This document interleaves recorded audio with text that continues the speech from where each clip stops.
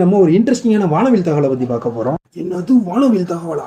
நீ நினைக்கிற மாதிரிலாம் ஒண்ணும் இல்ல.